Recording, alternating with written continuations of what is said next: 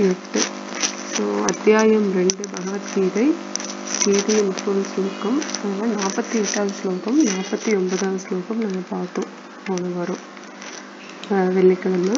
So 48 யோகஸ்த குரு கர்மாணி சங்கம் தியாக்த்வா தனஞ்சய சித்தி அசித்தியோ குரு கர்மாணி சங்கம் தியாக்த்வா தனஞ்சய. ஓகே, நீங்க ரிப்பீட் பண்ணுமாங்க மாதாஜி? உங்க எல்லாத்துக்கும் ரிப்பீட் பண்ணுமா? எல்லாருமே பண்றோம் மாதாஜி. Okay fine. அப்படின்னா அதுக்கு தகுந்த மாதிரி மெதுவா சொல்றேன் நான்.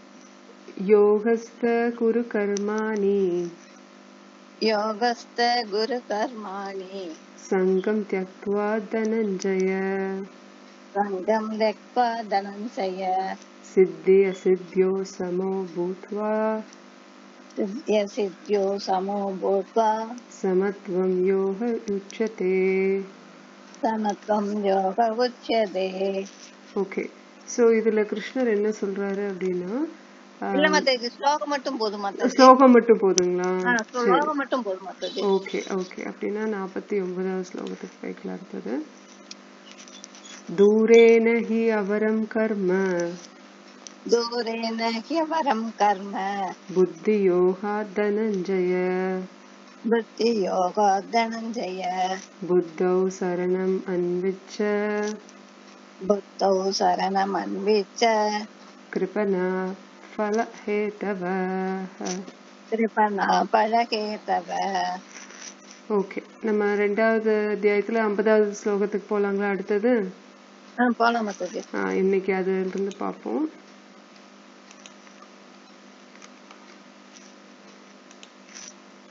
சரி, எல்லாருமே கூட சொல்ற, நான் சொன்னதுக்கு அப்புறம் ஃபாலோ பண்றதுன்னா ரிப்பீட் பண்றதுன்னா பண்ணுங்க. புத்தி யுக்தோ ஜஹாதிஹ புத்தி யுக்தோ ஜஹாதிஹ உபே சுக்ருத துஸ்கிருதே உபே சுக்ருத துஸ்கிருதே தஸ்மாத் யோகாய யுஜ்யஸ்வ தஸ்மாத் யோகாய யுஜ்யஸ்வ யோக கர்மசு கௌஷலம். யோக கர்மசு கௌஷலம். இன்னொரு தடவை சொல்றேன். புத்தி யுக்தோ ஜஹாதிஹ புத்தி யுக்தோ ஜஹாதிஹ உபே சுக்ருத துஷ்கிருதே உபே சுக்ருத துஷ்கிருதே தஸ்மாத் யோகாய யுஜ்யஸ்வ தஸ்மாத் யோகாய யுஜ்யஸ்வ யோக கர்மசு கௌஷலம். யோக கர்மசு கௌஷலம். ஓகே, ஸோ மாதாஜி யாராவது படிக்கிறீங்களா? ஜெயலட்சுமி மாதாஜி இல்லை வேற யாராவது படிக்க விரும்புறீங்களா? மாதாஜி படிங்க. புத்தி யுக்தோ ஜகாதீக உபே சுக்ருத துஷ்கிருதே தஸ்மாத் யோகாய யுஜ்யஸ்வ யோக கர்மசு கௌஷலம். படிக்க சொல்றேன். யாராவது படிக்க விரும்புறீங்களாங்க மாதாஜி? வேற யாராவது? மொழிபெயர்ப்பு பொருளுரை நீங்களே படிங்க மாதாஜி. ஜெயலட்சுமி. ஈடுபட்டுள்ளவன் இந்த வாழ்விலேயே நல்ல தீய செயல்களின் விளைவுகளில் இருந்து தப்புகின்றான். எனவே எல்லா செயல்களிலும் சிறந்ததானோ யோகத்திற்காக பாடுபடுவாயாக. பொருளுரை. நினைவு கெட்டாத காலத்திலிருந்தே ஜீவாத்மாக்கள் தங்களது நல்ல தீய செயல்களின் பலவித விளைவுகளை சேர்த்து வைத்துக் கொண்டுள்ளனர். இதனால் தமது ஸ்வரூபத்தில் என்ன என்பது தெரியாமல் தவிக்கின்றனர். பகவான் ஸ்ரீ கிருஷ்ணரிடம் முழுமையாக சரணடைந்து பிறவிதோறும் சங்கிலி தொடர் போன்று பாதித்துக் கொண்டுள்ள செயல் மற்றும் விளைவுகளில் இருந்து விடுபட்டு முக்தி பெறுமாறு அறிவுறுத்தக்கூடிய பகவத்கீதையினால் ஒருவனது அறியாமையை அகற்றிவிட முடியும். எனவே செயல்களின் விளைவுகளை தூய்மைப்படுத்தும் வழிமுறையான விஷ்ணு உணர்வில் செயலாற்றுமாறு அர்ஜுனன் அறிவுறுத்தப்படுகின்றான். ஹரே கிருஷ்ண மாதாஜி. ஸோ இந்த ஸ்லோகத்துல புத்தி யுக்தக அப்படின்னா என்னன்னா புத்தி யோகா மூலியமா, புத்தி யோகா ஏற்கனவே பார்த்தோம் இல்லைங்களா? இந்த 47வது 2வது அத்தியாயத்தில் 47வது ஸ்லோகத்திலேயே கர்ம யோகாவை ஸ்டார்ட் பண்ணிடுறாரு கிருஷ்ணா. அதுக்கு அடுத்து உடனே புத்தி யோகாவை பத்தி சொல்றாரு. கொஞ்சம் வைங்கம்மா. ஒரு நிமிஷம் மாதாஜி.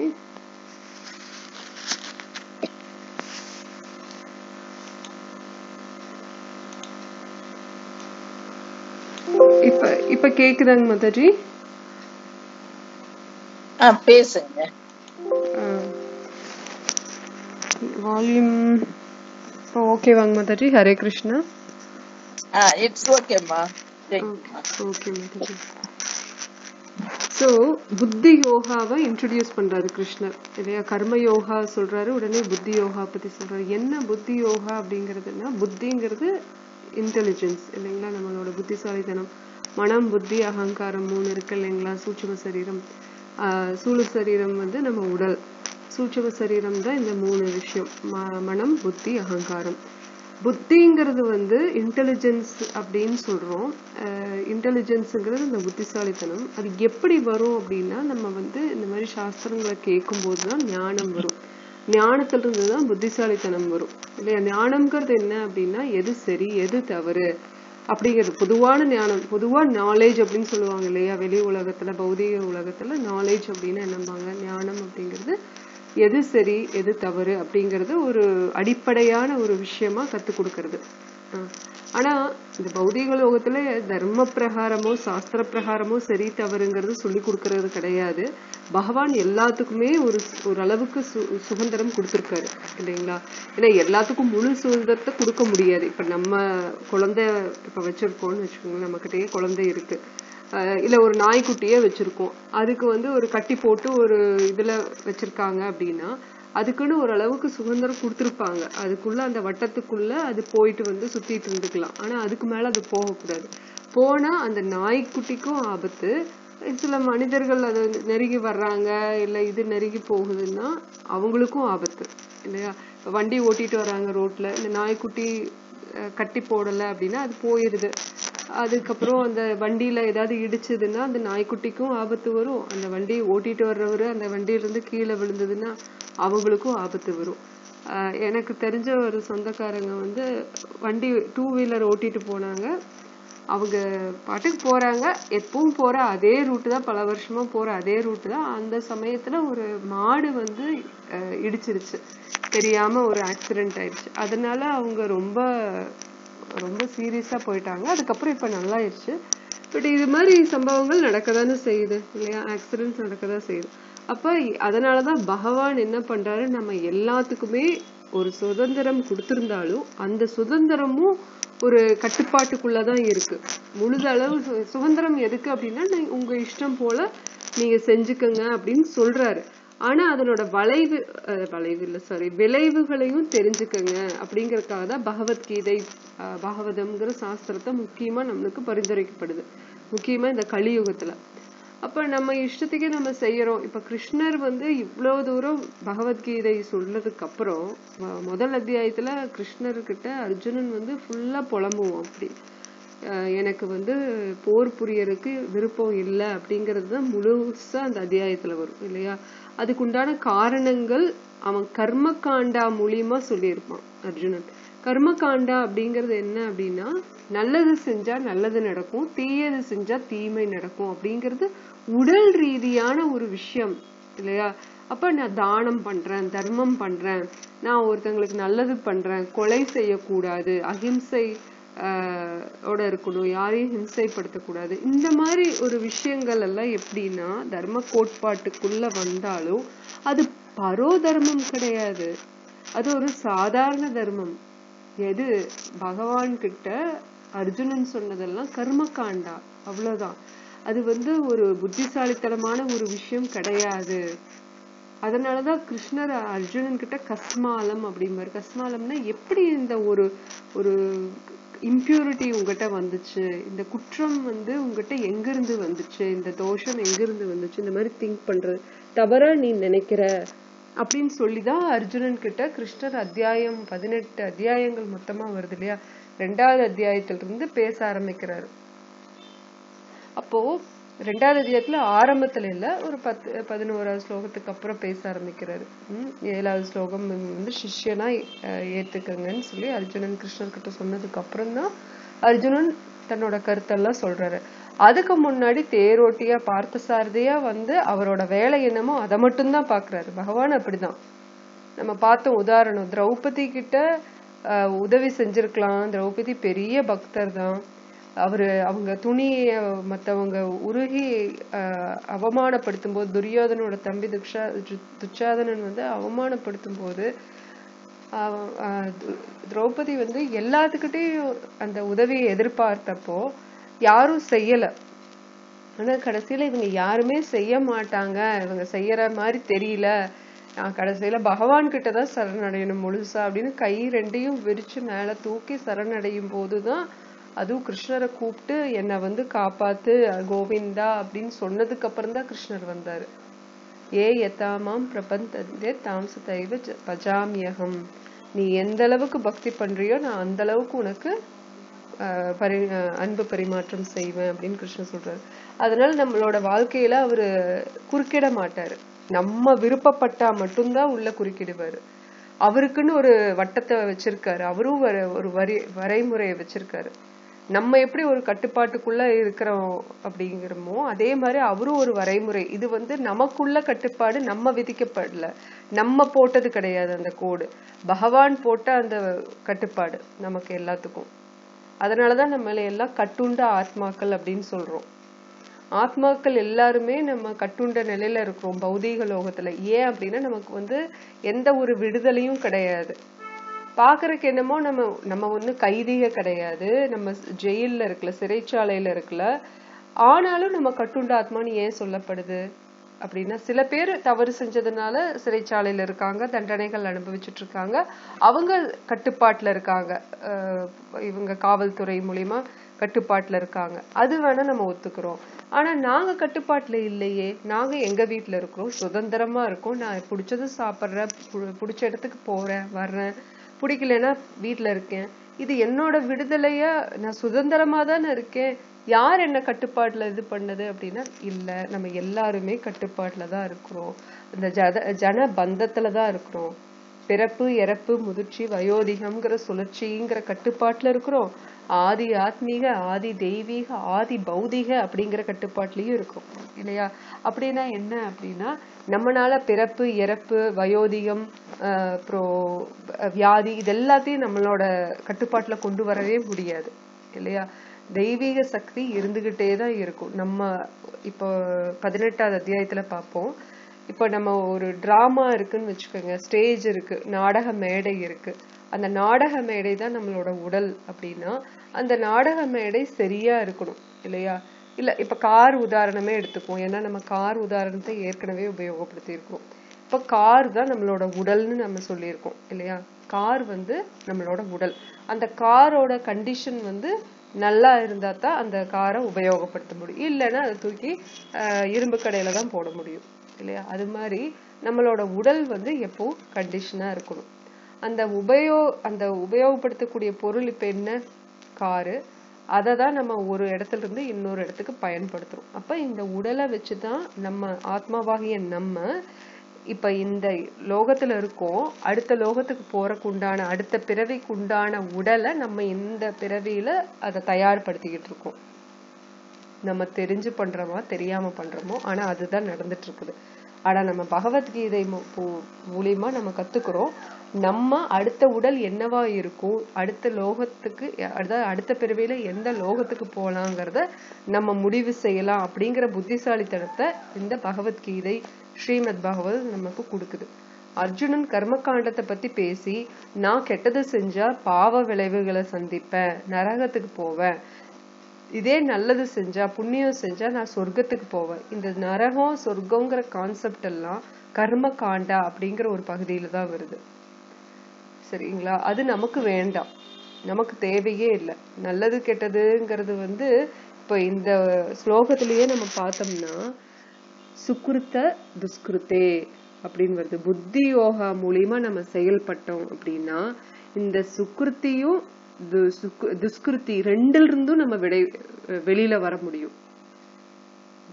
ஜஹாதி. ஜஹாதிங்கிறது நம்மளால ரெண்டையுமே அவாய்ட் பண்ண முடியும், வெளியில வர முடியும்.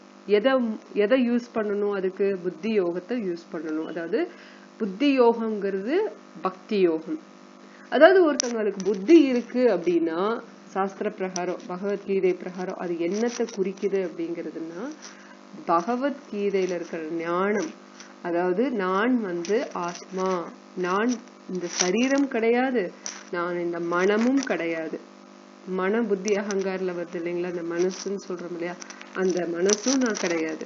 எங்கிட்ட மனசு இருக்கு, எங்கிட்ட இந்த உடல் இருக்கு, ஆனா நான் இந்த உடல் கிடையாது, நான் இந்த மனமும் கிடையாது, நான் ஆத்மா. சோ அந்த ஞானம், ஆத்ம ஞானத்தை தெரிஞ்சுட்டு அடுத்தது பகவத ஞானத்தை தெரிஞ்சுக்கணும். நமக்கும் அந்த பரமாத்மா பகவான் கிருஷ்ணருக்கும் உள்ள நித்தியமான உறவு என்னங்கிறத தெரிஞ்சுட்டு அதுக்கு தகுந்த மாதிரி நம்மளோட சம்பந்தம் என்ன, பகவானுக்கும் எனக்கும் உள்ள சம்பந்தம் என்ன, இந்த பிரகிருதி இயற்கை நம்மளை சுத்தி இருக்கிற இந்த இயற்கை பௌதிக இயற்கை இருக்கு இல்லையா, அதுக்கும் நமக்கும் உள்ள சம்பந்தம் என்ன. இப்ப பகவானை அடையணும் அப்படின்னா அதுக்கு அபிதயா அப்படின்னு சொல்லுவோம். அதுக்கு உண்டான ப்ராசஸ் என்ன, எப்படி அடையிறது. இப்ப நான் இந்த உடல் தான் டிரைவர், கார் அப்படின்னா டிரைவர் தான் ஆத்மா நான் அப்படின்னா, இந்த கார் எடுத்துட்டு ஓட்டிட்டு போறேன். ஜிபிஎஸ்ன்னு ஒண்ணு இருக்கு தெரியுங்களா, அந்த மேப்பை போட்டுட்டோம்னா இந்த எந்த இடத்துக்கு போகணும்னு அதுல டெஸ்டினேஷன் சொல்லிட்டோம்னா, அட்ரஸ் கொடுத்துட்டோம்னா அது நம்மளையே கூட்டிட்டு போகும். அந்த ஜிபிஎஸ் தான் தெய்வ சக்தின்னு வச்சுக்கோங்க. நம்மளோட இப்போ கிருஷ்ணருக்கு கீழே ஒரு தெய்வ சக்தி இருக்கும் இல்லையா, பகவான் பரதெய்வம், தேவ எப்படி சொல்றது அப்படின்னா அவர்தான் எல்லாத்துக்கும் பரமேஸ்வரர் இல்லையா பகவான் கிருஷ்ணர். இப்ப அவருக்கு கீழே சில சக்திகள் வேலை செய்யுது இல்லைங்களா, பிரகிருதி, இப்போ தேவி தேவர்கள் அந்த மாதிரி இருக்காங்க. சோ அப்ப அவங்க மூலியமா இல்ல பகவானே ஸ்ட்ரெயிட்டா நமக்கு உதவி செய்யறாரு, இல்ல இவங்க மூலியமா செய்யறாரு. ரெண்டு விதமா இருக்கு. பக்தர்களுக்கு அவரு டைரக்டா வர்றாரு, பக்தர்கள் அல்லாதவங்களுக்கு இந்த சக்திகள் டைரக்டா செய்யும். சரி, இப்ப இந்த ஜிபிஎஸ் அப்படிங்கிற அந்த தெய்வீக சக்தியை வச்சுட்டு நம்ம போறோம்னு வச்சுக்கோங்க. அந்த தெய்வீக சக்தியை கம்பேர் பண்றதுக்கு அந்த ஜிபிஎஸ்ன்னு சொல்றேன். இப்ப நம்மளுக்கு ரூட் கொடுத்துருச்சு. இப்ப பகவத்கீதை நமக்கு கிடைச்சிருச்சு அப்படின்னா அதுல எப்படி போகணுங்கிறது நம்மளுக்கு தெரியுது. வாழ்க்கையில எப்படி நடந்துக்கணும், என்னென்ன மாதிரி நடந்துக்கணும், டெஸ்டினேஷன் எதுக்கு என்ன பண்ணா எந்த டெஸ்டினேஷன் போவோங்கிறதெல்லாம் இருக்கு பகவத்கீதையில. அதே மாதிரி ஜிபிஎஸ் சொல்லுது இந்த ரூட் எடுங்க, இப்ப டேக் ரைட்டு டேக் லெஃப்ட்னு வரும் இல்லைங்களா, வலது பக்கம் போங்க, இடது பக்கம் போங்க, நேரா போங்க, ஒரு ரவுண்ட் அபவுட் வரும், அதுல நீங்க நேராவே போங்க. இப்படி இந்த மாதிரி சில இன்ஸ்ட்ரக்ஷன்ஸ் எல்லாம் இந்த ஜிபிஎஸ் கொடுக்குது. நம்ம அதுபடி ஃபாலோ பண்ணி போனோம்னா நம்மளுக்கு உண்டான தேவையான இடத்துக்கு போய் சேரலாம். ஆனா போகும்போதே நம்மளுக்கு சில பிரச்சனைகள் வரலாம். அதெல்லாம் என்னன்னா விதி அப்படின்னு சொல்லுவோம். ஏற்கனவே நம்ம பண்ண பூர்வ கர்மாக்களுக்கு நடந்துகிட்ட விஷயங்களுக்கு இப்ப அதுக்கு உண்டான பலன்கள் இருக்குமா, விளைவுகளோ பலன்களோ, அது இந்த ஜென்மங்கள்லயும் வரலாமா. அப்ப சில சமயம் டிராபிக் ஜாம் ஆகும், நம்ம ஒண்ணுமே பண்ணிருக்க மாட்டோம், நான் ஒண்ணுமே பண்ணல, ஏன் எனக்கு இந்த மாதிரி துன்பங்கள் நடக்குதுன்னு கூட நம்ம பல தடவை யோசிச்சிருக்கலாம். ஆனா பூர்வ ஜென்மங்கள்னு ஒண்ணு இருக்கா, ஒரு ஜென்மம் இல்ல, ரெண்டு ஜென்மம் இல்ல, பல லட்சக்கணக்கான ஜென்மங்கள் எடுத்துதான் மனித ரூபத்துக்கு வரும். அப்ப இத்தனை ஜென்மங்கள் எடுத்து வரும்போது நம்ம அந்தந்த ஜென்மங்கள்ல நம்ம சில செயல்கள் இல்ல பல செயல்கள், கோடிக்கணக்கான செயல்கள் செஞ்சிருப்போமா, அந்த ஒவ்வொரு செயல்களுக்கும் அதுக்கு பந்தம் இருக்கா, அதுக்கு விளைவுகள் இருக்கா. அப்ப அந்த விளைவுகளை இந்த ஜென்மத்துல அனுபவிக்கலாம், இல்ல போன ஜென்மத்திலேயே அனுபவிச்சிருக்கலாம், இல்ல அடுத்த ஜென்மத்துல நம்ம அனுபவிக்கலாம், அந்த மாதிரி இருக்குங்களா. அப்ப நம்ம அந்த இப்ப இந்த ஜென்மத்துல அனுபவிக்கிறதுக்குன்னு சில ஏற்கனவே எழுதப்பட்ட விதி இருக்கும். பிறக்கும் போதே குருடனா பிறக்கிறான் திருதராஷ்டிரன், அப்ப அது எழுதப்பட்ட விதி இல்லையா. அப்ப இன்னாருக்குதான் பிறக்கணும்னு நாரத முனிக்கு ஒரு விதி இருக்கு. அவர் நாரதவா பிறக்கிறதுக்கு முன்னாடி ஒரு ஏழை சூத்ர ராணிக்கு, சூத்ர அம்மாக்கு மகனா பிறப்பாரு. அப்படி அந்த மாதிரி எழுதப்பட்ட விதிகள்னு ஒண்ணு இருக்கு. அப்ப அந்த கார்ல போகும்போது இந்த இடத்துல ரோடு க்ளோஸ் ஆகுது அப்படின்னு சொல்லி ஒரு விதி இருக்குன்னா அந்த இடத்துக்கு க்ளோஸ் ஆகுது. இவன் ஒண்ணுமே பண்ணல, டிரைவர் ஒண்ணுமே பண்ணலையே, ஆனா ஆட்டோமேட்டிக்கா சில இடங்கள்ல சில விஷயங்கள் நடக்குது. அப்ப அவனோட முயற்சி ஒண்ணு, அவன் உடலை கொண்டு அந்த ஆத்மா அவன் முயற்சி போடுறான். அவன் கார் ஓட்டி பழகி இருக்கணும், நல்லா ஓட்ட தெரிஞ்சிருக்கணும், பொறுமையா பொறுமையானா பார்த்து பத்திரமா பக்குவமா ஓட்ட தெரிஞ்சிருக்கணும். அவன் டிஸ்ட்ராக்ட் ஆகக்கூடாது. வண்டி ஓட்டும் போது அவன் டிவி பார்த்துட்டோ இல்ல மொபைல் போனை பார்த்துட்டோ யாருக்கிட்டையாவது பேசிட்டோ போனா நம்மளுக்கு டிஸ்ட்ராக்ட் ஆகும் இல்லையா? வண்டியில அந்த பாதையில நம்மளுக்கு நோக்கம் செலுத்த முடியாது. விவசாயாத்மிகா புத்திர் ஏகேக குருநந்தன அப்படின்னு பகவத்கீதையில கிருஷ்ணர் சொல்லுவார். நம்ம அந்த ஒரு மனதோட நம்ம போகணும். ஒரு மனதோட போகும்போது கரெக்டா நம்ம அதை போய் சேருவோம். அது வெற்றிகரமா அந்த ஒரு ஜேர்னி அமையும் இல்லைங்களா? அதே சமயம் நம்ம ஃபுல் டிஸ்ட்ராக்ஷன், நம்ம ஜன்னல் வழியா அங்க பாக்குறோம் இங்க பாக்குறோம், ரோட்டுக்கு எதுக்கு தேவையான இப்ப ரேர் வியூ மிரர்னு அதாவது பின்னாடி பாக்குறதுக்குன்னு ஒரு கண்ணாடி இருக்கும், சைட்ல பாக்குறதுக்குன்னு ஒரு கண்ணாடி இருக்கும், நேரா பாக்குறதுக்கு நம்மளுக்கு அந்த விண்ட்ஸ்கிரீன் இருக்கு, இத்தனை இருக்கு ஓகே. ஆனா அவன் இதை விட்டுட்டு சம்பந்தம் இல்லாம வேற விஷயங்கள்ல ஈடுபாடு பண்ணிட்டு பாட்டு போடுறது, யாருக்கிட்டையாவது ரோட்ல பார்த்து பேசுறது, இந்த பக்கம் திரும்புறது பின்னாடி திரும்புறதுன்னு அந்த ஓட்டுற விஷயத்துக்கு சம்பந்தம் இல்லாத விஷயங்கள் பண்ணா அது விபத்துல கொண்டு போய் முடியலாம். சரி, அந்த உடலே பழுதடைஞ்சிருக்கு, இப்ப அந்த காரே பழுதடைஞ்சிருக்குன்னு வச்சுக்கோங்களேன், அது சரி பார்க்கல, அதை எடுத்துட்டு லாங் டிஸ்டன்ஸ் போகணும்னு நினைக்கிறான், அதுவும் முடியாது. அந்த மாதிரி நம்ம செய்யறோம் அப்படின்னு சொன்னாலும் நம்மளை சுத்தி இத்தனை விஷயங்கள் நம்ம பார்த்துக்கணும். அதே மாதிரி தெய்வீக சக்தி இருக்கு இல்லையா, தெய்வ சக்தி இருக்கு, பகவானோட வில், அதாவது வச்சனம் தவா அப்படின்னு சொல்லி அர்ஜுனன் சொல்லுவார். 18 அத்தியாயம் பகவான் கிருஷ்ணர் பேசினதுக்கு அப்புறம் அவர் என்ன சொல்லுவாருன்னா, நீ உன் இஷ்டம் போல செய்ய, உனக்கு என்ன பிடிச்சிருக்கோ அத மாதிரி செய்ய அப்படின்னு சொல்லி கிருஷ்ணர் சொல்லுவார். அதுக்கு அர்ஜுனன் வச்சனம் தவா அப்படின்னு எதுக்கு சொல்லுவோம்னா, நீங்க சொன்ன மாதிரியே நான் செய்யறேன் கிருஷ்ணா, இப்ப எனக்கு எல்லாம் புரிஞ்சு போச்சு, என்னோட குழப்பம் சந்தேகம் எல்லாம் தீர்ந்துருச்சு, என்னோட மறதி எல்லாம் தெளிவாயிருச்சு, இப்ப எனக்கு ஞாபகம் வந்துருச்சு, நான் என்ன செய்யணும்னு எனக்கு இப்ப தெரிஞ்சிருச்சு.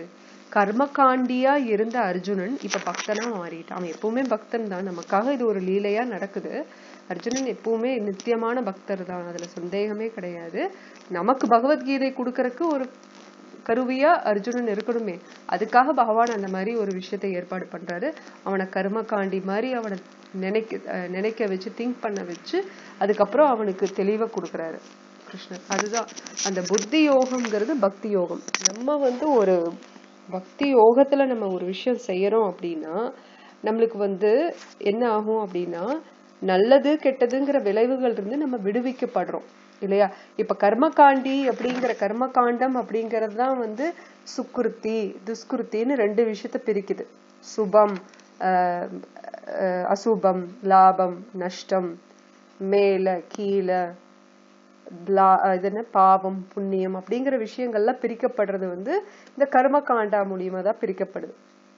இதே நம்ம செயலை செய்யறோம், கர்ம காண்டால இருக்கிறவங்களுக்கும் பக்தி யோகால இருக்கிறவங்களுக்கும் வித்தியாசம் என்னன்னா, இவங்க செய்யற செயல் தான் இவனும் செய்யறான், பக்தனும் செய்யறான். இப்ப கர்ம காண்டால இருக்கிறவங்க இவன் போர் புரியறாங்க. இப்ப அர்ஜுனன் சொல்றாங்க இல்லையா, நான் போர் புரிஞ்சா இதுல பல உயிர்கள் சேதம் அடையும், அதுக்கு பாவ விளைவு கிடைக்கும், நான் சொர்க்கத்துக்கும் போக மாட்டேன், அதனால ஆனா நரகத்துக்கு தான் போவேன், எனக்கு இந்த வேலை வேண்டாம், இந்த செயலை நான் செய்யலன்னு சொல்றாங்க இல்லையா. இது கர்ம காண்டா என்ன இல்லையா? அப்ப சொர்க்கம் நரகம்ங்கிறத பேஸ் பண்ணிதான் இருக்கு. ஆனா பக்தி யோகால இருக்கிறவங்க அதே அர்ஜுனன் தான் கர்ம காண்டாங்கிற திங்கிங் ப்ராசஸ்ல இருந்து இப்ப பக்தி யோகா திங்கிங் ப்ராசஸ்க்கு வந்தாச்சு 18 அத்தியாயம் முடிச்சதுக்கு அப்புறம். இப்போ அதே சத்திரியன் தான் அர்ஜுனன், அதே ஆள் தான், அதே உடல்ல தான் இருக்கான், அதே போர்க்களத்துலதான் இருக்கான், கிருஷ்ணர் கூட இருக்காரு, எந்த வித்தியாசம் இல்லை. ஆனா ஒரு வித்தியாசம் என்னன்னா, இப்ப பக்தி யோகா அப்படிங்கிற ஒரு நிலையில இருக்கிறதுனால அர்ஜுனன் போர் வீரன் தான், இப்பவும் போர் தான் புரிய போறான். ஆனா அவனுக்கு சுக்கிருத்தியும் கிடையாது துஷ்கிருத்தியும் கிடையாது, விளைவுகள் கிடையாது. ஏன் அப்படின்னா பகவான் சொன்னபடி அவன் செய்யறதுனால. அதுதான் புத்தி யோகம் அல்லது பக்தி யோகம். புரியுதுங்களா? இப்போ கர்ம காண்டால இருக்கும் போது அவன் தர்மசாஸ்திர பிரகாரம் ஃபாலோ பண்றான், பகவத்கீதையை அவன் ஃபாலோ பண்ணல. தர்மசாஸ்திரம் பண்றான் தான், இல்லைன்னு சொல்ல. ஆனா அவனோட நோக்கம் அவனுக்கு தெரிஞ்ச அளவுக்கு, அவனோட புத்திக்கு தெரிஞ்ச அளவுக்கு உயர்ந்த நிலைங்கிறது சொர்க்கம், தாழ்ந்த நிலைங்கிறது நரகம், கீழோகம் மேலோகம், அவ்வளவுதான் அவனுக்கு தெரியும். ஆனா மேலோகத்திலேயே அது பூலோகத்துலதான் இருக்கு. ஐ மீன் பூலோகம் இல்ல, பௌதீக லோகத்துலதான் இருக்கு. அந்த மேலோகம்னு அவன் நினைச்சிட்டு இருக்கிறது கூட பௌதீக லோகத்துலதான் இருக்குங்கிற அந்த புத்திசாலித்தனம் அவன்கிட்ட கிடையாது. நம்ம பூலோகத்துல இருக்கோம், அதுக்கு மேல புவர் லோகம்னு ஒண்ணு இருக்கு. அந்த புவர் லோகத்துல இந்த பேய்கள் அந்த மாதிரி ஜீவாத்மாக்கள் அங்க இருக்கும். அதுக்கு மேல ஸ்வர்கலோகம், அங்க வந்து தேவி தேவர்கள் இருக்காங்க. அதுக்கப்புறம் நம்ம பாவம் ஐ மீன் புண்ணியம் பண்ணவங்க எல்லாம் அதுக்கு போறாங்க, அது சொர்க்கலோகம். அப்புறம் தப்பலோகம், ஜனலோகம், மகாலோகம், சத்தியலோகம்னு அவ்வளோ லோகங்கள் இருக்கு. சத்தியலோகம்ங்கிறது பிரம்மலோகம் தான். அதுக்கப்புறம் கீழே வந்துட்டோம்னா அத்தல வித்தல சுத்தல தலத்தல மகத்தல ரசத்தல பாதாளன்னு கீழே லோகங்கள் இருக்கு. அப்புறம் 26 வகையான நரகங்கள் இருக்கு. சோ இத்தனை லோகங்கள் இருக்கு. இது வந்து ஏதோ தெரிஞ்சது, நமக்கு தெரியாது எத்தனை பிரபஞ்சங்கள் இருக்கு, எத்தனை லோகங்கள் இருக்கு. இவனுக்கு கர்மகாண்டியா இருக்கிற இவனுக்கு வந்து புத்திசாலித்தனம் கம்மி அப்படின்னு சொல்லி சாஸ்திரம் சொல்லுது, பகவானே சொல்றாரு. அப்ப அவனுக்கு தெரிஞ்ச உயர்ந்த நிலைக்கு அடையணும் அப்படின்னா அடுத்த பிறவியில அவன் சொர்க்கத்துக்கு போய் பிறக்கணுங்கிறது மட்டும்தான் அவனுக்கு தெரிஞ்சது. ஆனா அது ரொம்ப கீழ்த்தரமான நிலை அப்படின்னு சொல்லி சாஸ்திரம் பகவத்கீதை சொல்லி கொடுக்குது நமக்கு. பக்தர்கள் வந்து சொர்க்கம் நரகங்கிற டாபிக்கே போக மாட்டாங்க. அது வந்து அது தேவையில்லாத ஒரு சப்ஜெக்ட் மேட்டர். நம்ம வந்து பக்தி பண்ணும்போது அதே செயல் தான் பண்ண போறோம். அவன் கர்மகாண்டா அப்படிங்கிற திங்கிங் ப்ராசஸ்ல இருந்து மனநிலைய வந்து அப்படியே ஷிஃப்ட் பண்றான். எதுக்கு? பக்தி யோகத்துக்கு, புத்தி யோகத்துக்கோ இல்ல பக்தி யோகத்துக்கோ இல்ல கர்ம யோகம் வித் பக்தி, இதுக்கு ஷிஃப்ட் பண்ணும்போது இங்கேயும் அவன் போர் புரிஞ்சிருக்கணும், இந்த இடத்துலயும் போர் புரிஞ்சிருக்கணும். ஆனா முன்னாடி போர் புரியும் போது அவனோட எண்ணங்கள் கீழ்நிலையில இருந்தது, இப்ப போர் புரியும் போது அவனோட எண்ணங்கள் உயர்ந்த நிலைக்கு வந்துருச்சு. ஏன்னா பகவான் சொன்னது படி செய்யறான். வச்சனம் தவ கரிஷ்யசே வச்சனம் தவ, நீ சொன்ன மாதிரியே நான் செய்யறேன். இப்ப இந்த ஜிபிஎஸ் சொன்ன மாதிரி அந்த டிரைவர் வந்து காரை உபயோகப்படுத்தி ஸ்டீரிங் வீலு மனம் புத்தி அகங்காரம் அப்படிங்கறத வச்சுட்டு பகவத்கீதை சாஸ்திர பிரகாரம் அந்த ஆத்மா செயல்பட்டதுன்னா அவன் சரியான இடத்துக்கு போவான். எங்க போவான் அப்படின்னா எந்த இடத்துக்கு போனா திரும்பி வர மாட்டாங்களோ அந்த இடத்துக்கு போவான். அது அடுத்த ஸ்லோகத்துல வரும். கச்சந்தியனாமயம் பதம் கச்சந்தியனாமயம். சோ துன்பங்கள் இல்லாத ஒரு இடம் எதுவோ அங்க போயிட்டு வரமாட்டான். துன்பங்கள் இல்லாத இடம் எது அப்படின்னா பகவான் இருக்கிற லோகம் தான். இப்ப நம்ம எல்லாரும் சொல்ல முடியாது, மக்கள் வந்து பொதுவா பாத்தீங்கன்னா எதை நோக்கி போவாங்க அப்படின்னா இந்த சொர்க்கத்தை நோக்கி போறது, நரகம் வேண்டான்னு சொல்றது, இல்ல துன்பத்தை எப்படி நம்ம துன்பத்திலிருந்து வெளியில வரலான்னு யோசிக்கிறது. ஆனா இல்ல சந்தோஷம் எப்படி கிடைக்கும் அப்படின்னு பாக்குறது. ஆனா பெரும்பாலும் நம்ம துன்பத்திலிருந்து விலகறக்கு போராடுறதுலயே நம்மளோட வாழ்க்கை பெரும்பாலும் போயிருது. இதுல சந்தோஷத்தை தான் தேடுறோம், அந்த ப்ராசஸ் என்னமோ சந்தோஷத்தை தேடிதான். ஆனா இடையில வர துன்பங்கள், இப்ப வண்டி ஓட்டிட்டு போறான், டிராபிக் வருது, ரோட் க்ளோஷர் வருது, இந்த ரோடு க்ளோஸ் பண்ணிட்டாங்க, இன்னொரு ரோட்டுக்கு போகணும், டைவர்ஷன் ஆகுது, இல்ல வெதர் சேஞ்ச் ஆகுது, காலா கர்மா ஈஸ்வரா பிரகிருதி ஜீவா, 5 விஷயங்கள் இருக்கு பகவத்கீதையில. ஜீவாங்கிறது நம்ம எல்லாரும் தான் ஜீவாத்மாக்கள், பிரகிருதிங்கிறது இந்த இயற்கை, காலா நேரம், அது பகவானே தான் காலாவும் வர்றாரு. அப்புறம் கர்மா, நம்ம இப்ப பண்ற செயல், இல்ல போன பிறவிகள்ல செஞ்ச செயல், இல்ல இந்த ஜென்மத்திலேயே முன்னாடி செஞ்ச செயல்கள், அப்புறம் அதுக்கு உண்டான பலன்கள் விளைவுகள்.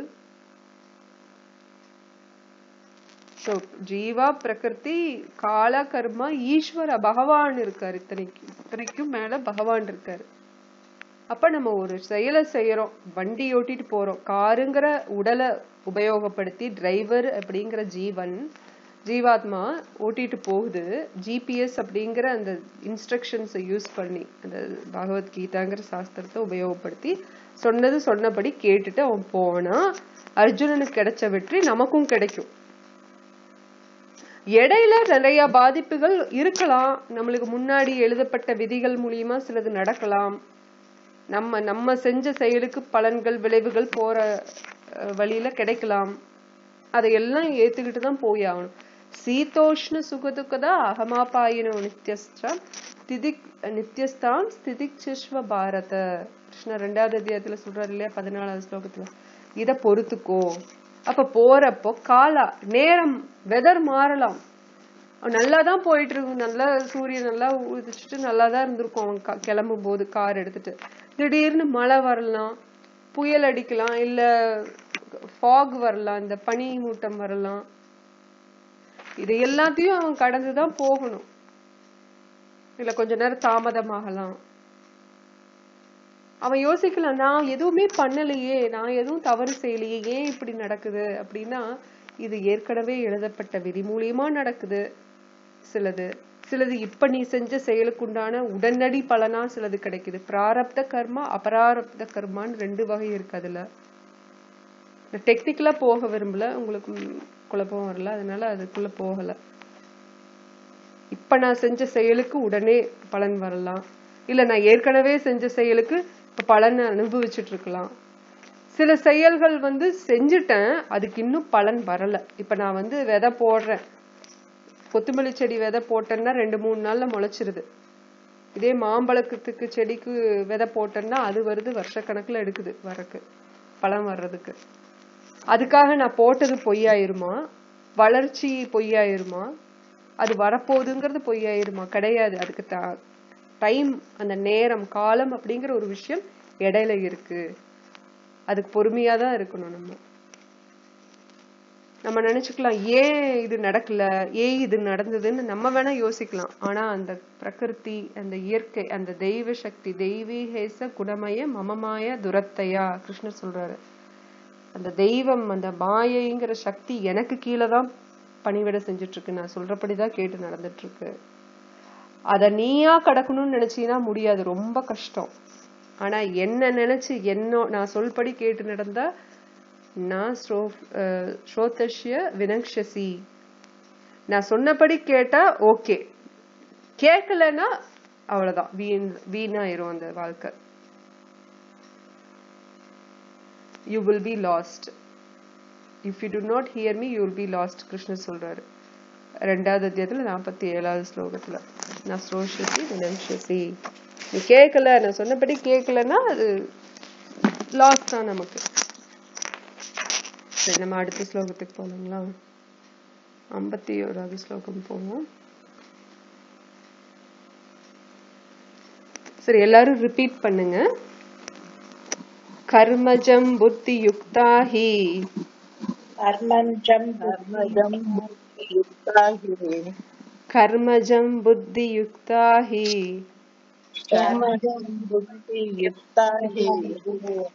ஃபலம் த்யக்த்வா மனீஷினஹ, ஃபலம்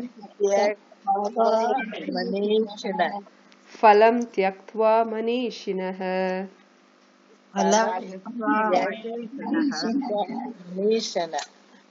ஜன்ம பந்த விநிர்முக்தாஹ,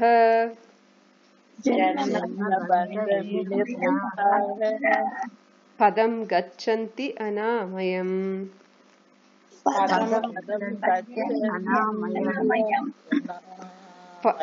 பதம் கச்சந்தி அநாமயம்.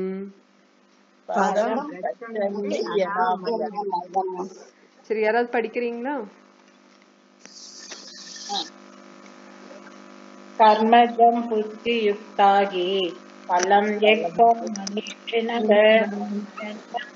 விநிர்முக்தா பதம் கச்சந்த்யநாமயம்.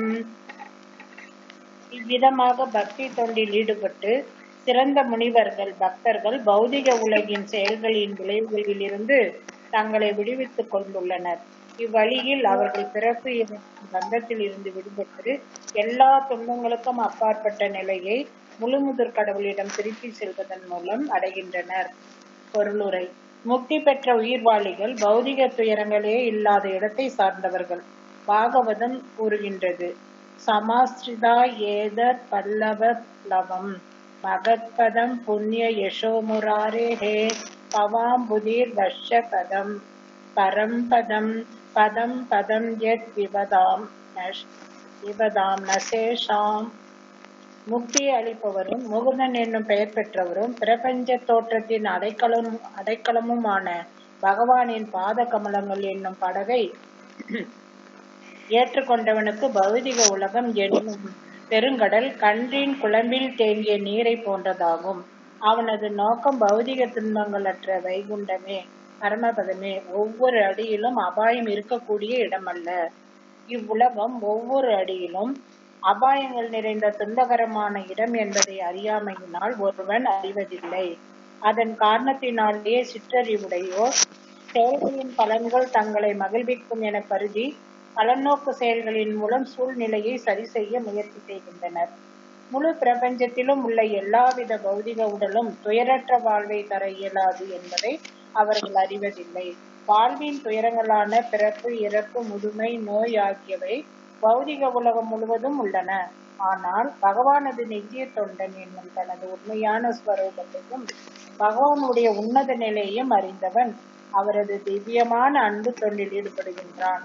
இதன் மூலம் வைகுண்ட லோகங்களுக்கு செல்ல தகுதியுடையவன் ஆகின்றான். அங்கே துண்டமயமான பௌதிக வாழ்க்கையோ காலம் மற்றும் மரணத்தின் தாக்கமோ இல்லை. தனது ஸ்வரூப நிலையை உணர்வது என்றால் பகவானுடைய தன்னிகரற்ற உயர்நிலையையும் அறிவது என்று பொருள். ஜீவாத்மாவின் நிலையும் கடவுளின் நிலையும் ஒன்றே என்று தவறாக நினைப்பவன் இருளில் இருப்பதாக அறியப்பட வேண்டும். இதனால் அவன் பக்தி தொண்டில் ஈடுபட முடியாது. தன்னையே எஜமானாக நினைக்கும் அவன் பிறப்பு இறப்பின் தொடர்ச்சிக்கு வழிவகுத்துக் கொள்கிறான். ஆனால் தனது நிலை தொண்டு புரிவது என்பதை உணர்பவன் இறை தொண்டிற்கு தன் வாழ்வை மாற்றிக்கொள்வதன் மூலம் உடனேயே வைகுண்ட லோகத்திற்கு செல்ல தகுதி பெறுகிறான். இறைவனுக்காக தொண்டாற்றுவதே கர்மயோகம் அல்லது புத்தி யோகம், அல்லது எளிமையாக சொன்னால் பக்தி தொண்டு என்று அழைக்கப்படுகிறது. Okay.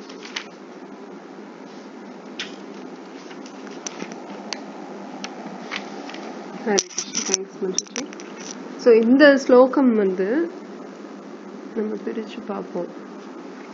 கர்மஜம் புத்தி யுக்தாகி. இப்போ போன ஸ்லோகத்துல வந்து நீ புத்தி யோகத்துல செயல்படு, அப்ப வந்து என்ன ஆகும்னா இந்த நல்லது கெட்டதுங்கிற விஷயத்துல இருந்து நீ வெளியில வருவ. அப்ப அந்த யோகம்ங்கிறதுக்கு முயற்சி செய் அப்படிங்கிறாரு. யோகம்ங்கிறது என்னன்னா பகவானோட தொடர்புக்கு கொண்டு போறதா யோகம் அப்படிங்கிற அந்த வார்த்தைக்கு அர்த்தமே வந்து சுப்ரீம் கனெக்ட் ஆயிருது. அந்த பரசக்தி பரம் பொருள் இருக்கு இல்லைங்களா, அது கூட கனெக்ட் ஆகிறது அந்த யோகா அப்படிங்கிறது. இந்த காலகட்டங்கள்ல பிரபுபாத் இதை அடிக்கடி சொல்லியிருக்காரு. அதாவது இந்த காலகட்டங்கள்ல யோகாங்கிறது வந்து எக்ஸசைஸ் மாதிரிதான் செய்யறாங்க. போய் உடல் ரீதியா தான் அவங்க செய்யறாங்களே தவிர ஆத்ம ரீதியா செய்யறது கிடையாது. மனம் ரீதியா கூட சில யோக முறைகள் இருக்கு. ஆனா ஆத்ம ரீதியா யோக முறைகளை இந்த காலகட்டங்கள்ல சொல்லி கொடுக்கறது கிடையாது எல்லா இடங்கள்லயும். அப்ப பகவத்கீதையில யோக முறைங்கிறது வேற. இப்ப இங்க நம்ம பாக்குற யோக முறை இல்ல. யோகா ஸ்டுடியோன்னு வச்சுட்டு யோகா சொல்லி கொடுக்குறாங்க. உடல் வலிமையாக இருக்கோ இல்ல அந்த என்ன சொல்றது உடல் எடை குறையறதுக்கோ அந்த மாதிரி யோக முறையை பத்தி நம்ம இங்க பேசல பகவத்கீதையில. இந்த யோகத்துக்கு உண்மையான அர்த்தமே யூஜ் அப்படிங்கிற வார்த்தையிலிருந்து பிரிக்கப்பட்டு வருது. யூஜ்ங்கிறதுனால கனெக்டிங், அதாவது ஆத்மாக்கும் பரமாத்மாக்கும் உள்ள அந்த உறவை வந்து வலுப்படுத்துற அந்த தொடர்பு தான் அந்த லிங்கிங் ப்ராசஸ். அதுதான் வந்து யோகா, அதுதான் யோக முறை. அதுல பல வகையான யோக முறைகள் இருக்கு. புத்தி யோகம், கர்ம யோகம், ஞான யோகம், அஷ்டாங்க யோகம், பக்தி யோகம்னு பல முறைகள் இருக்கு இல்லையா. முக்கியமானது கர்ம யோகம், ஞான யோகம், பக்தி யோகம்னு அதுல பிரிக்கப்படுது. அதுல பகவத்கீதையில வந்து இது முதல் 6 அத்தியாயம் வந்து கர்ம யோகத்தை பத்தியும், இடையில 6 அத்தியாயம் பக்தி யோகத்தை பத்தியும், கடைசியில இருக்கிற 6 அத்தியாயம் வந்து ஞான யோகத்தை பத்தியும் சொல்லி கொடுக்கப்படுது. பகவான் அதுதான் சொல்லி கொடுக்குறாரு. அப்ப நம்ம வந்து நடுவுல இருக்கு பாத்தீங்களா அந்த என்ன சொல்றது ஒரு அழகான இந்த உதாரணம் ஏற்கனவே கொடுக்கப்பட்டது சாஸ்திரத்துல, இந்த ஆச்சாரியர்கள் கொடுக்கப்பட்டதுதான். ஒரு நகைப்பெட்டியை திறந்தோம்னா மேலையும் கீழையும் இருக்கும். நகைப்பெட்டின்னா இப்படி மேல இப்படி திறப்போம், கீழே இருக்கும். கீழே வந்து அந்த அந்த பாக்ஸ் இருக்கும் இல்லையா, அதுக்கு உள்ளதான் வந்து அந்த மணி, சிந்தாமணி இல்ல முத்துமணி, வைரமோ ஏதோ ஒரு ரொம்ப ப்ரெஷியஸ், ரொம்ப ஒரு விலை மதிப்பு இல்லாத, அந்த அளவுக்கு விலை மதிப்பு வந்து ரொம்ப அதிகமா இருக்கும்னு சொல்லுவேன். அந்த மாதிரி இருக்கிற ஒரு ஒரு ஜுவல் இருக்கிற நகைய வந்து நம்ம உள்ள வச்சிருக்கோம் அப்படின்னா அந்த ப்ரெஷியஸ் ஜுவல் தான் வந்து பக்தி யோகா. மேல இருக்கிற அந்த ஜுவல்லரி பாக்ஸ் இருக்குல்ல, நகை பெட்டி, அதுல மேல திறக்கிற மேல இருக்கிற பகுதியை வந்து கர்ம யோகானும், கீழே இருக்கிற பகுதியை ஞான யோகானும், அதுல இருக்கிற அந்த அந்த முத்துமணிய வந்து பக்தி யோகான்னு சொல்றோம். அதை வந்து பாதுகாப்பா அது உள்ள இருக்கும். ஓகேங்களா? சோ அந்த மாதிரிதான் பகவத்கீதையும் கொடுக்கப்பட்டிருக்கு. பக்தி யோகாங்கிறது ரொம்ப ப்ரெஷியஸான, ரொம்ப விலை மதிக்க முடியாத ஒரு சிந்தாமணி கல் மாதிரி. அதுதான் பக்தி யோகா. அதனாலதான் அது பக்குவமா உள்ள வச்சிருக்கு. முன்னாடி கர்ம யோகா, பின்னாடி ஞான யோகா, ஆனா நடுவுல பக்தி யோகா அப்படின்னு சொல்லப்படுது. சோ அப்படிப்பட்ட பக்தி யோகா வந்து டாப் மோஸ்டா வைக்கப்பட்டிருக்கு பகவத்கீதையில. கிருஷ்ணர் அதை தான் டாப் மோஸ்டா உயர்ந்த நிலை யோகம் வந்து பக்தி யோகம்னு சொல்லிட்டாரு. யோகினாம் அப்படி சர்வேஷாம் மர்க்கதே நந்தர் ஆத்மனாம். சோ ஒரு ஆத்மாத்தமா ஒருத்தன் வந்து பக்தி செய்யும் போது என்ன நடக்கும், யாரு செய்வாங்க, அது மூலியமா என்ன நடக்கும் அப்படிங்கிறது வந்து இந்த ஸ்லோகத்தில் சொல்லப்படுது. கர்மஜம், அதாவது கர்மா மூலியமா நடக்கிற, கர்மானா என்ன, செயல்கள், செயல்கள் மூலியமா என்ன கிடைக்கும், பலன்கள், விளைவுகள், அது கிடைக்கும். அது வந்து என்ன ஆகும் அப்படின்னா அத வந்து புக்தி யோகம் மூலியமா, புத்தி யுக்தாக. அப்ப பக்தி யோகம் மூலியமா ஒருத்தர் பண்ணும்போது என்ன பண்ணும்போது, தியக்த்வா பலம், அதாவது தியாகம் பண்ணும்போது அந்த பலங்களை, அந்த எப்படி சொல்றது, கர்ம பலங்களை தியாகம் பண்ணும்போது, யாரு தியாகம் பண்றா, மனிஷினக.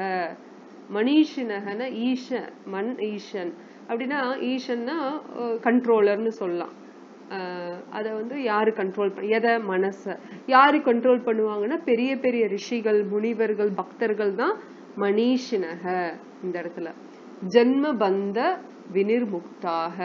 சோ அப்படி பண்ணும்போது என்ன ஆகும் அப்படின்னா, அந்த இது ஜென்ம பந்தம் இருக்கு இல்லைங்களா, பிறப்பு இறப்புங்கிற சுழற்சி, பிறக்கிறாங்க இறக்குறாங்க, இடையில என்ன நடக்குது, வயசாகுது, இல்ல வியாதி வருது, அதுக்கப்புறம் வயசாகுது, அதுக்கப்புறம் இறக்குறாங்க, திருப்பியும் பிறக்குறாங்க. ஏன்னா அவங்க கர்ம செயல்களை நிறுத்துறது கிடையாது, செயல்களை செஞ்சுக்கிட்டே இருக்காங்க.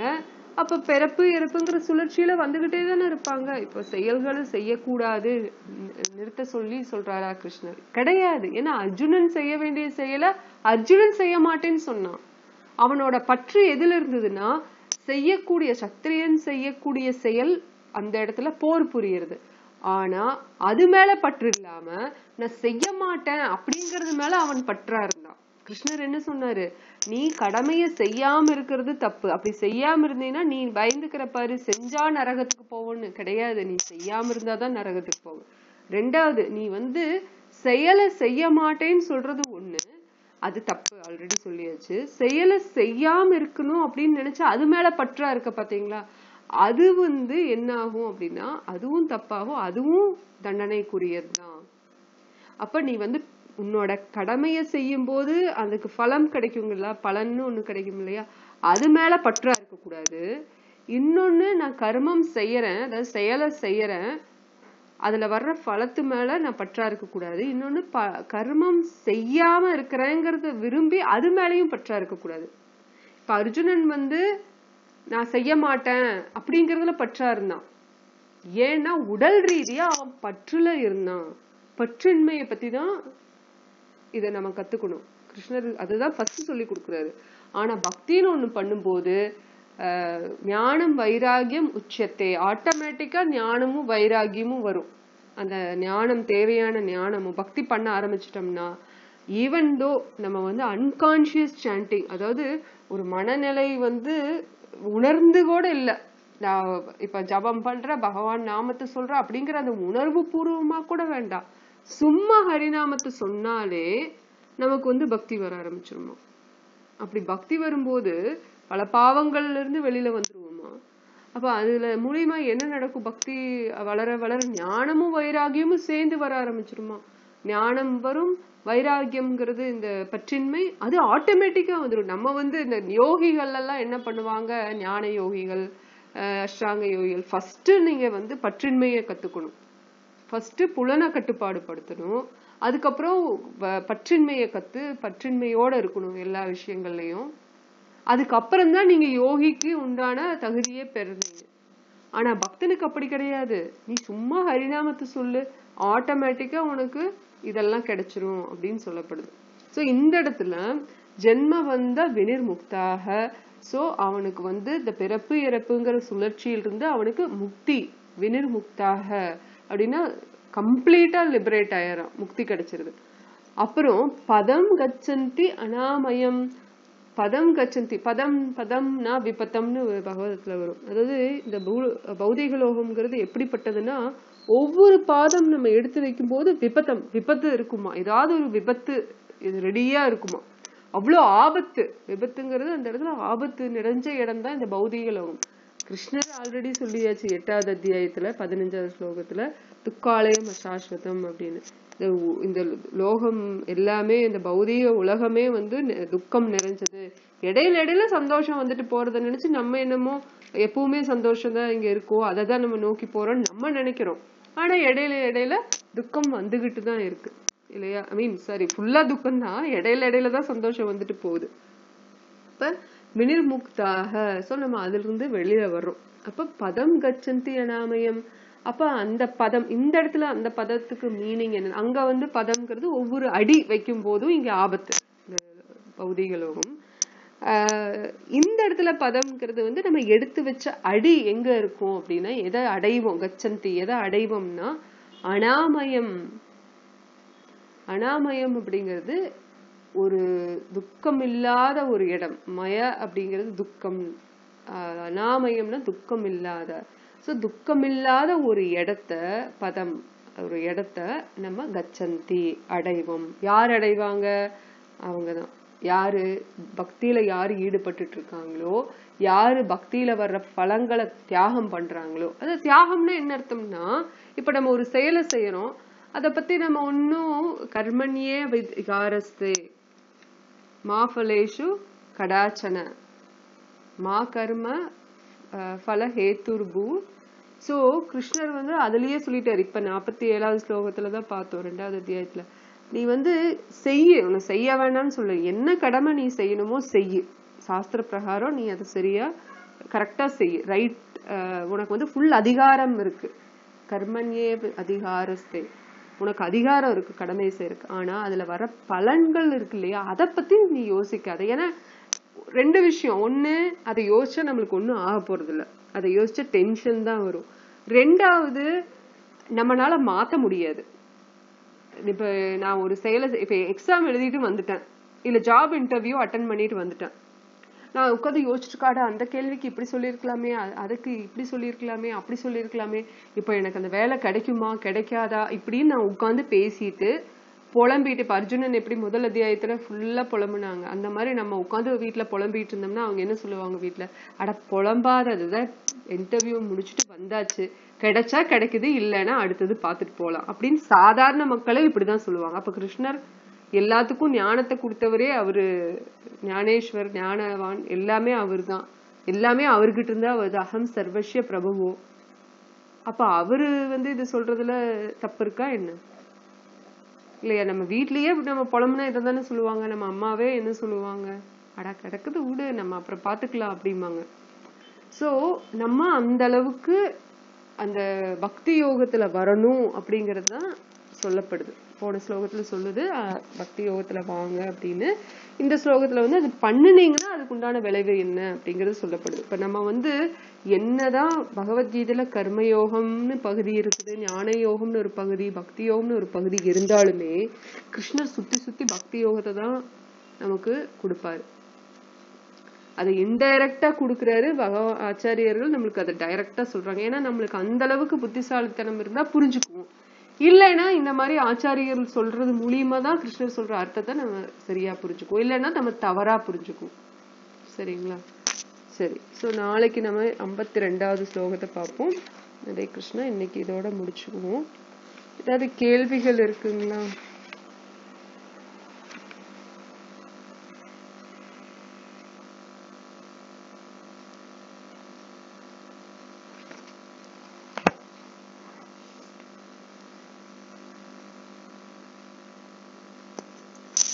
ஹரே கிருஷ்ணா. ஒண்ணு இல்லம்மா. Okay madam. Thank you thank you Mataji. Radhe Krishna. Radhe Krishna. वंचा कल्पतरुभ्यश्च कृपा सिन्धुभ्येव च पतितानां पावनेभ्यो वैष्णवेभ्यो नमो नमः. श्रील प्रभुपाद की जय. श्रीमद् भागवत गीता की जय. हरे कृष्णा.